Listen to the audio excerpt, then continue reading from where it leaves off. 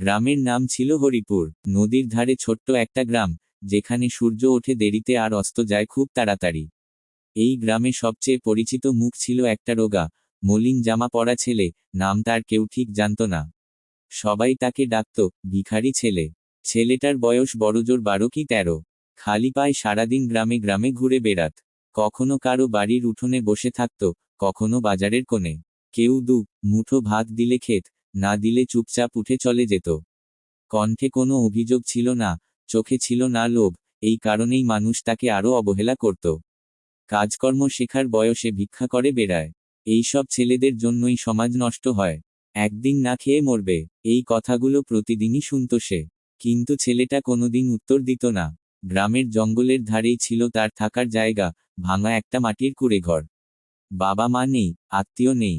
কে জানে কোথা থেকে এসেছে, কিভাবে বেঁচে আছে, কেউ জানত না, কেউ জানতেও চাইত না। কিন্তু কেউ জানত না, এই ছেলেটার চোখে ছিল অদ্ভুত এক শান্ত আত্মবিশ্বাস। সে খুব মন দিয়ে সবকিছু লক্ষ্য করত। মানুষের কথা, পশু পাখির আচরণ, জঙ্গলের শব্দ, সব। বিশেষ করে জঙ্গল। হরিপুরের পাশেই ছিল বিশাল অরণ্য। গ্রামের মানুষ সেই জঙ্গলে ঢুকতে ভয় পেত, কারণ ওই জঙ্গলে মাঝে মাঝেই বাঘের দেখা মিলত। কয়েক বছর আগে এক গরু শিকার হয়েছিল, তারপর থেকে ভয় আরও বেড়েছে। কিন্তু ভিখারি ছেলেটা প্রায়ই জঙ্গলের ধার দিয়ে হাঁটত। কখনো কখনো গভীরেও ঢুকে যেত। মানুষ দূর থেকে দেখত আর বলতো, পাগল নাকি, একদিন বাঘে খাবে। কিন্তু ছেলেটা জানত, জঙ্গল তার শত্রু না। একদিন হরিপুর গ্রামে হইচই পড়ে গেল। খবর এল, শহর থেকে বড় লোক আসছে। টিভি চ্যানেল, সাংবাদিক, পুলিশ, সব। কারণটা ছিল ভয়ঙ্কর। অরণ্যের ভেতরে ঢুকে পড়েছে এক বিশাল রয়্যাল বেঙ্গল টাইগার। শুধু তাই নয়, সে আশপাশের গ্রামগুলোতেও আতঙ্ক ছড়াচ্ছে। সরকার ঘোষণা করল, যে ব্যক্তি জীবিত বাঘটিকে কাবু করতে পারবে, তাকে দেওয়া হবে 10 কোটি টাকা পুরস্কার। 10 কোটি! হরিপুরের মানুষ জীবনে এমন অঙ্ক শোনেনি। অনেকে স্বপ্ন দেখতে শুরু করল।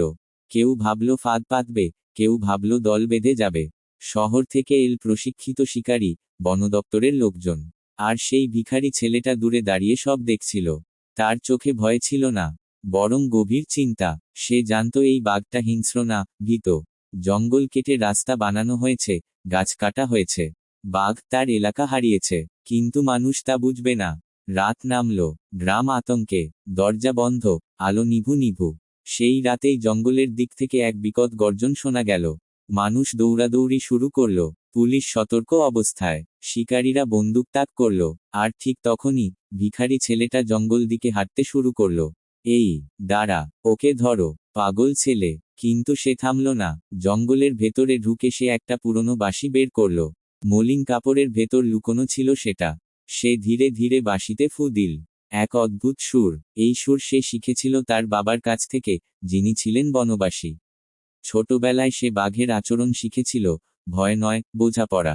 ঝোপের ভেতর নড়াচড়া। বিশাল ছায়া এগিয়ে এল, বাঘ। গ্রামের মানুষ দূর থেকে শুধু দেখতে পেল, একটা ছোট্ট ছেলে আর এক বিশাল বাঘ মুখোমুখি দাঁড়িয়ে। কেউ শ্বাস নিতে পারছিল না। বাঘ গর্জন করল। ছেলেটা এক পা পিছাল না। চোখে চোখ রেখে সে মাটিতে বসে পড়ল। ধীরে ধীরে বাঁশির সুর বদলালো। বাঘ থমকাল। এই সুযোগে ছেলেটা তার ব্যাগ থেকে একটা বিশেষ গাছের গুঁড়ো বের করে বাতাসে ছড়িয়ে দিল। গাছটা বাঘের স্নায়ুকে শান্ত করে, এই জ্ঞান বইয়ে নেই, আছে আদিবাসীদের স্মৃতিতে। বাঘ ধীরে ধীরে বসে পড়ল।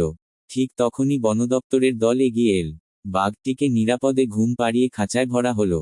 নীরবতা, তারপর বিস্ফোরণ। মানুষ চিৎকার করছে, সাংবাদিক ক্যামেরা তাক করেছে। এই ছেলেটাকে, অসম্ভব, একটা ভিখারি ছেলে কিভাবে? সরকারি ঘোষণা এলো, 10 কোটি টাকার পুরস্কার এই ছেলেটার। কেউ তখনও বিশ্বাস করতে পারছে না। কিন্তু আসল চমক তখনও বাকি। ছেলেটা বলল, আমি ভিখারি না, আমার বাবা ছিলেন বনরক্ষী। মিথ্যা অভিযোগে তাকে চাকরি থেকে বের করে দেওয়া হয়। অপমানে তিনি মারা যান। মা কিছুদিন পর। আমি শিখেছি চুপ করে সহ্য করতে। সে 10 কোটি টাকার অর্ধেক দিয়ে জঙ্গল রক্ষা প্রকল্প শুরু করল। স্কুল বানালো, অনাথ শিশুদের জন্য আশ্রয় বানালো। আর যারা একদিন তাকে ভিখারি বলতো, তারা আজ মাথা নিচু করে দাঁড়িয়ে। ছেলেটা তখন আর ভিখারি নয়। সে প্রমাণ করে দিয়েছে, চেহারা দেখে মানুষকে বিচার করলে, সত্য কখনো ধরা দেয় না।